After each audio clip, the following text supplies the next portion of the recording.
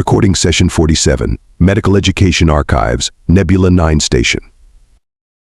When I first met a human, I thought our entire medical curriculum needed revision. I adjust my audio recorder, my 4 sensory tendrils twitching with amusement at the memory. My name is Prax Moonwhisper, and I'm a senior medical student at the Galactic Medical Academy. This is my personal account of how humans changed our understanding of medical treatment forever.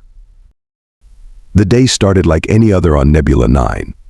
The station's artificial gravity maintained its usual annoying fluctuation during peak hours, making my morning cup of fermented plasma slosh dangerously close to my datapad.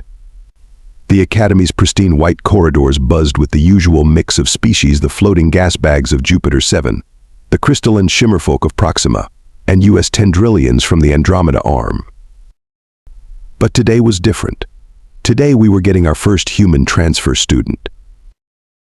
Class, Professor Starweaver's voice resonated through our neural receptors, her bioluminescent patterns flickering with excitement.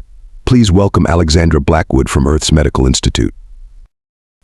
The human who walked in correction, strode in, was nothing like the fragile creatures our xenobiology textbooks had described.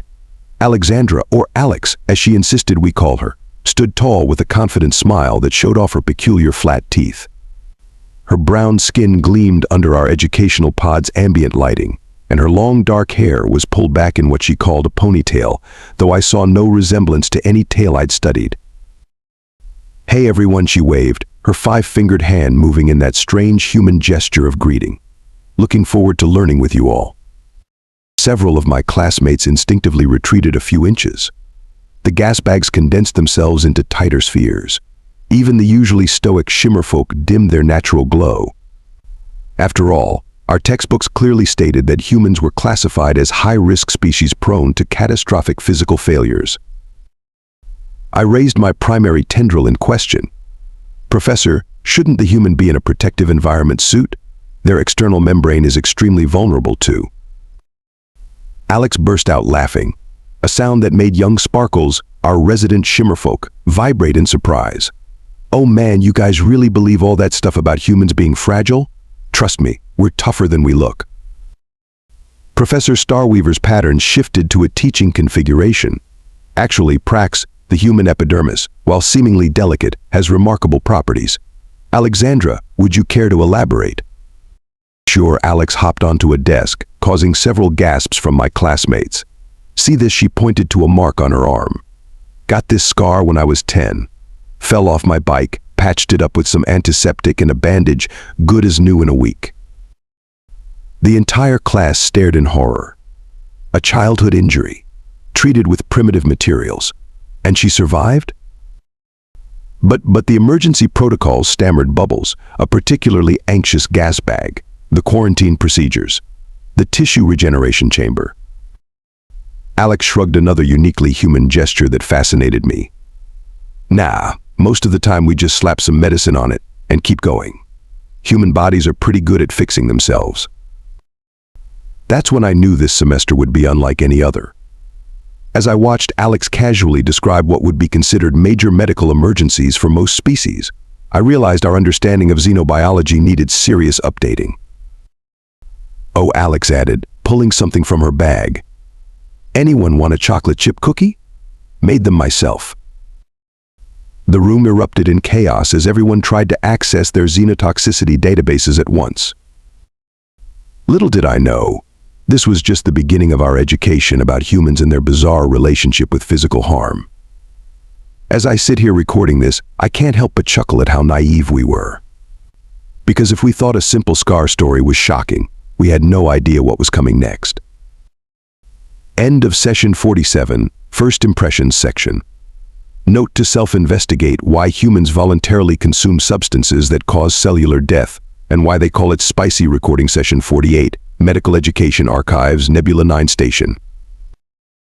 The first time we witnessed human emergency response protocols, half the class needed anxiety suppressants. I paused to let my tendrils stop quivering at the memory. It happened during our routine xenobiology practical in Lab Chamber 12.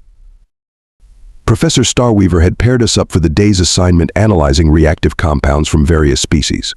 I got lucky, or so I thought at the time, and was partnered with Alex.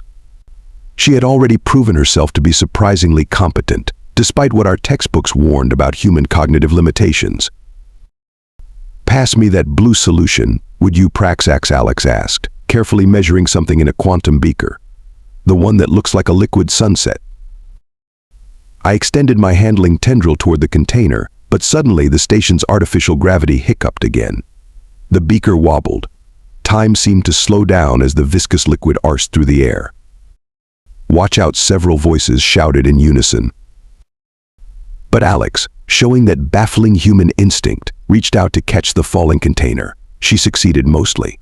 While she prevented a major spill, some of the caustic liquid splashed onto her hand. The reaction from the class was immediate and dramatic. Bubbles expanded to 3 times his normal size in panic. Sparkles emitted emergency distress patterns. Professor Starweaver's bioluminescence turned a pale yellow of concern. Emergency protocols initiated, announced the lab's AI. "Preparing decontamination chamber. Medical response team en route. Please remain calm." But before anyone could escort her to the emergency medical pod, Alex did something that made us all freeze in disbelief. She calmly walked to the safety station, grabbed something she called a first aid kit, and started treating herself. "Oh, relax, everyone," she said, running her hand under the emergency wash station. "It's just a minor chemical burn. Nothing some cool water and burn cream won't fix." But the cellular degradation," I stammered, my tendrils coiling in distress. "The potential nerve damage. The..." "Prax, buddy, breathe," Alex interrupted, now applying some kind of primitive organic paste to her reddened skin. "Human skin is pretty good at handling this stuff. See? Already starting to feel better." Professor Starweaver glided over, her patterns showing a mix of concern and fascination. "Alexandra, perhaps we should follow standard safety protocols."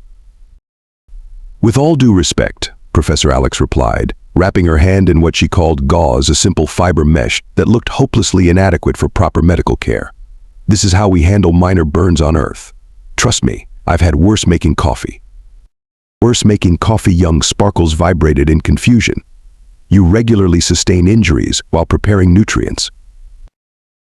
Alex laughed, flexing her bandaged hand. "You should see what happens when we cook bacon. But seriously, human bodies are amazing at healing. This will be fine in a day or 2. The medical response team arrived just then, bursting into the lab with their full array of emergency equipment. They stopped short at the sight of Alex calmly putting away the first aid supplies. But the emergency protocols," one of them stuttered. "Already handled," Alex said cheerfully. "Though I wouldn't mind some pain relievers if you've got them. The human safe ones, please. Last time I took Andromediparin, I couldn't feel my face for a week." As the confused medical team handed over appropriate medication, I noticed something extraordinary. Alex's hand, while still red, wasn't blistering or deteriorating like our textbooks said human tissue would. In fact, she went right back to our lab work, making jokes about having a hot hand today. "I think," Professor Starweaver announced to the class, her patterns shifting to what we recognized as her important lecture. "Configuration, we have just witnessed an excellent practical demonstration of human medical responses. Alexandra, would you be willing to teach a class on these first aid techniques?" "Sure," Alex beamed. "Though you might want to warn the emergency response team first. I have a feeling they're going to need those anxiety suppressants when I show everyone how humans deal with paper cuts." The rest of the lab session was technically about xenobiology, but nobody could focus on their work. We were all too busy watching Alex's hand, waiting for signs of tissue failure that never came. She just kept working, occasionally flexing her fingers or adjusting the gauze, acting as if having corrosive chemicals splash on her wasn't even worth mentioning. End of session 48. Lab Incident Section. Note to self-research: why humans categorize injuries as no big deal versus actually a problem. Current hypothesis: their pain threshold calibration is seriously malfunctioning. Recording session 49, Medical Education Archives, Nebula 9 Station. The annual interspecies sports tournament. Or as we now call it, the day we discovered humans are actually insane. I adjust my recording settings, ensuring every detail is captured. It started as a normal tournament. It ended with half the medical staff questioning their career choices. The tournament was held in the station's main recreation sphere, a massive zero-gravity chamber that could be configured for various sporting events. Teams from every major medical academy in the galaxy had arrived to compete. The atmosphere was electric, literally, thanks to the Voltarians from Sector 7. "You're competing in how many events?" I asked Alex, watching her stretch in ways that made my tendrils curl in sympathy. "Just 5, she grinned, pulling her leg behind her head. Zero-G basketball, magnetic field racing, asteroid dodge, combat medicine scenarios, and the multi-species marathon. But those are all in the same day." Bubbles expanded nervously beside us. "The physical strain alone could be fun," Alex interrupted, bouncing on her toes. "Besides, humans are built for endurance. We used to chase prey until it got tired and gave up." That statement caused several nearby competitors to slowly drift away from our warm-up area. The first event was Zero-G basketball. Alex launched herself through the sphere like she'd been born in space, colliding with other players, bouncing off walls, and somehow always emerging with the ball. During one particularly intense moment, she smashed face first into a Gravitonian player. "Medical team to recreation sphere," the announcement echoed through the station. "Human injury protocol initiated." But before the medical team could even grab their equipment, Alex was back in the game, blood floating in little spheres from her nose. "Time out," Professor Starweaver called. "Alexandra, you need medical attention." "Nah, just a bloody nose," Alex said, pinching her nostrils. "Someone toss me a tissue? Actually, make it 2-0 gravity makes these things messy." The game resumed while the medical team watched helplessly, their emergency protocols rendered useless by human stubbornness. During magnetic field racing, Alex crashed into an energy barrier, earning herself what she called a wicked bruise on her shoulder. She celebrated by high-fiving her teammates, explaining that the impact would help the bruise build character. Asteroid dodge was even more intense. Competitors had to navigate through a field of soft, foam asteroids while performing basic medical procedures on robotic patients.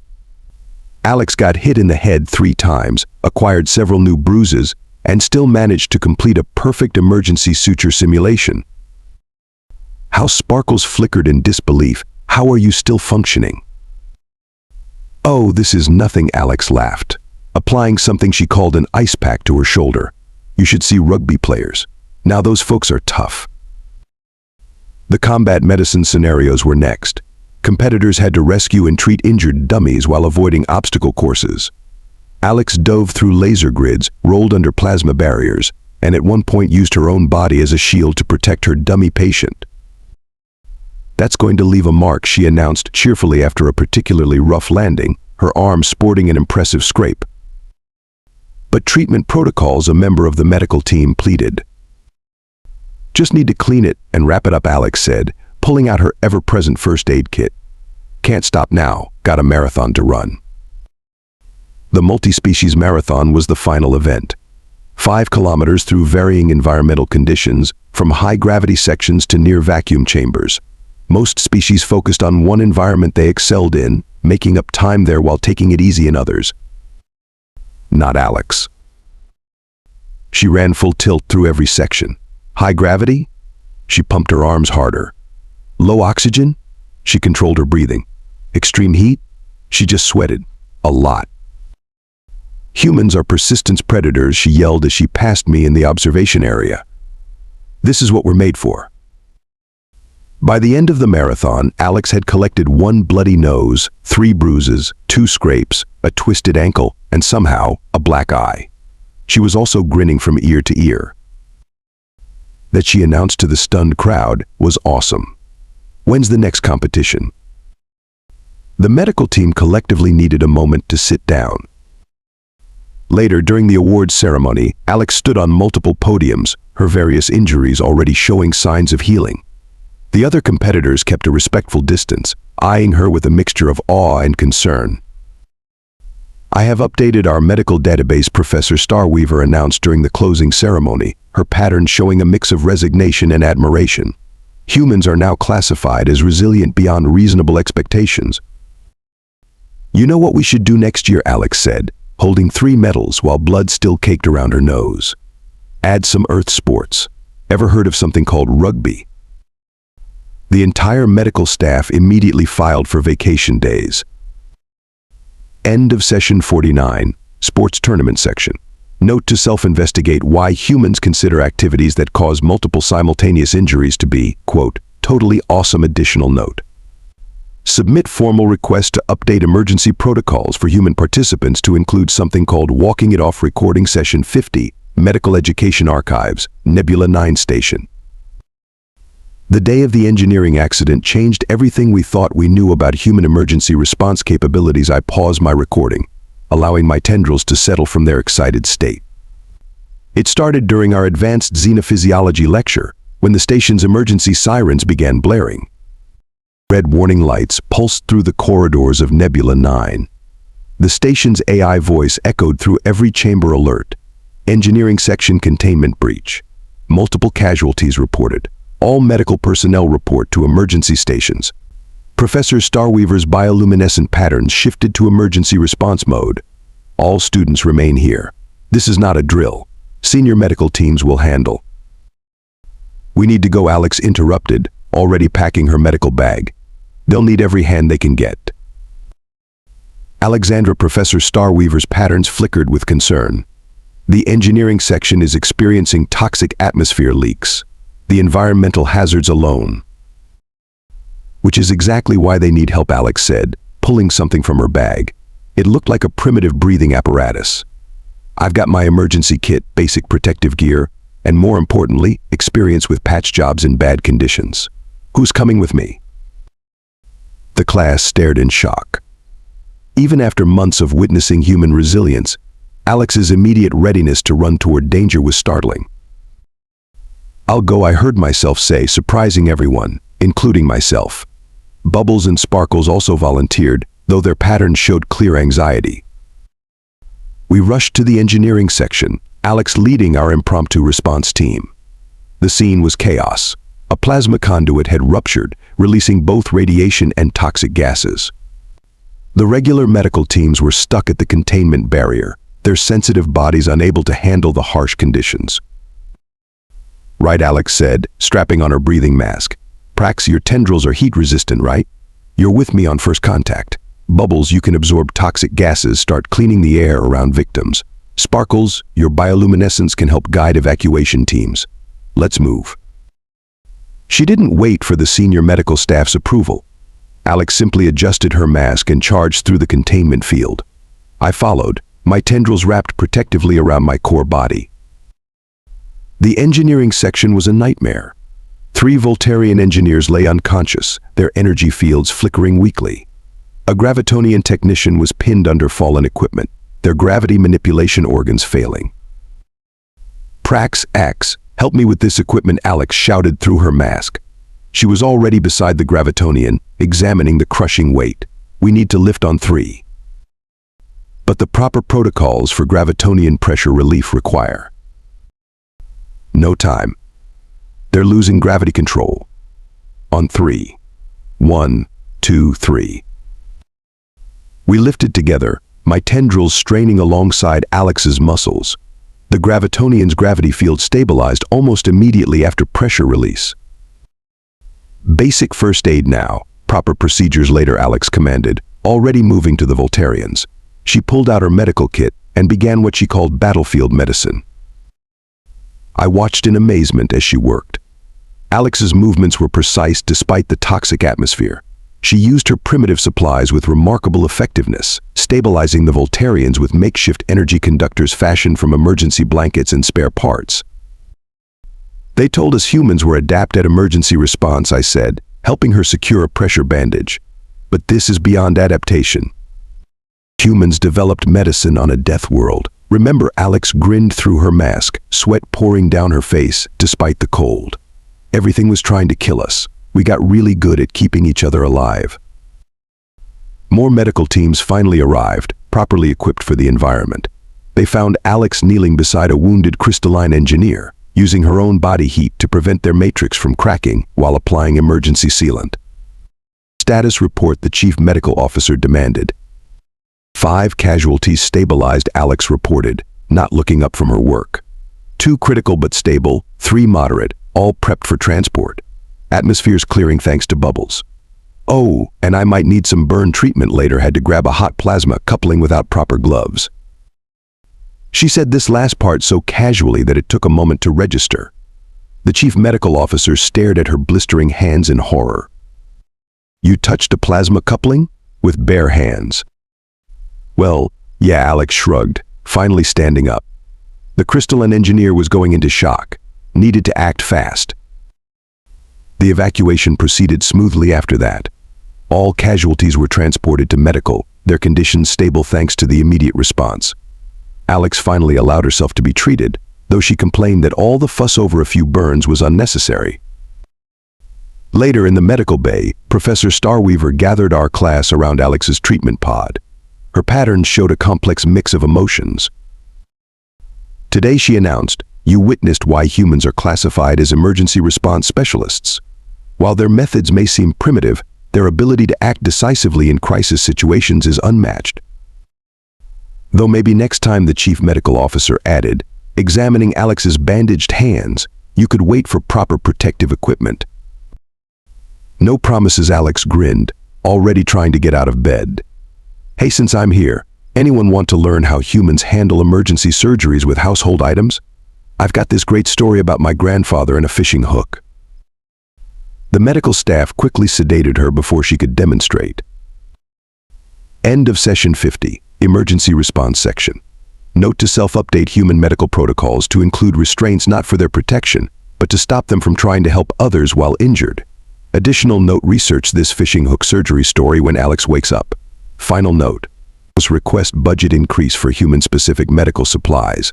Apparently, we're going to need a lot more of these band-aids things. Recording session 51, Medical Education Archives, Nebula 9 Station. Final reflections on the human impact at Galactic Medical Academy. I adjust my recorder one last time. The curriculum changes have been interesting, especially the new mandatory course Emergency Medicine the Human Way. The lecture hall looks different now. Every student has their own human-style first aid kit. Professor Starweaver's podium displays a poster showing proper bandaging techniques. Even the emergency protocols have been updated with a new first response option. Would a human consider this an actual emergency? Today's lesson, Alex announces to her class, yes, they made her a teaching assistant, is about something humans call the Band-Aid approach. The entire front row of student medics lean forward, their various sensory organs focused intently. Even Bubbles, now sporting what he calls his emergency response form, takes detailed notes. But first, Alex grins, pulling out her datapad. Let me tell you about the time my brother fixed a broken arm with duct tape and a ski pole. Several students reach for their anxiety suppressants. The changes go beyond the classroom. The station's medical bay now has a human solutions cabinet filled with these surprisingly effective primitive tools. Last week, I watched a senior surgeon use something called super glue to seal a minor wound. The patient's shock was only matched by how well it worked. The most valuable lesson we learned from humans, Professor Starweaver tells new students, her patterns showing what we now recognize as amused acceptance, is that sometimes the simple solution is the right solution. The emergency response teams have adapted too. They still bring their advanced medical equipment, but now they also carry what Alex calls a quick fix kit. It saved lives, even if watching humans apply their emergency medicine still makes some of us queasy. Speaking of humans, we're getting more transfer students next semester. The academy had to create new safety protocols not to protect the humans, but to stop them from trying to help when they should be resting. The medical bay now has a special ward with reinforced doors, dubbed the Please Stay in Bed This Time section. You know what the funny thing is, Alex says during our last study session together. Back on Earth, I was considered pretty cautious by human standards. The entire study group stares at her in horror. Cautious sparkles flickers in disbelief.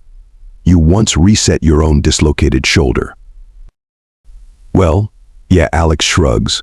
The hospital was like 20 minutes away. Why wait? That's when the station's alert system chimes warning. Human transfer students attempting improvised medical procedures in dormitory section 7. Medical response team requested, again. Alex grins. That would be the new kids trying to demonstrate field surgery techniques. Want to watch? Don't you mean stop them, I ask, already knowing the answer. Nah, their technique could use some pointers. Besides, they're probably just using the sewing kit and some sanitizer. No big deal. As I watch Alex dash off to supervise more human medical adventures, I can't help but reflect on how much things have changed. Our understanding of medicine has expanded in ways we never expected. Yes, we still prefer our advanced technology and careful procedures. But we've learned there's something to be said for the human approach of patch it up and keep going. The Academy's graduation ceremony is next week. This year's class will be the first to receive certification in both standard medical procedures and human emergency techniques. The ceremony had to be modified. Apparently humans have a tradition called graduation pranks that we needed to prepare for. End of final session. Concluding notes: first, human medical techniques, while alarming, are surprisingly effective. Second, humans are simultaneously the most concerning and most reassuring species to have around during a crisis. And finally, I pause, hearing the distinct sound of Alex teaching new students about something called walking off a sprain. In the corridor outside, perhaps our original classification of humans as a species needing protection was completely backward. They don't need protection from the galaxy. Sometimes I think the galaxy needs protection from their help. Hey Prax, Alex's voice calls from outside. Want to help me demonstrate proper splinting techniques? Don't worry, the bone's just a little broken. I sigh, reaching for the human first aid kit I now carry everywhere. Recording ended. Note to self-update medical database classification for humans one final time. New category: terrifyingly helpful.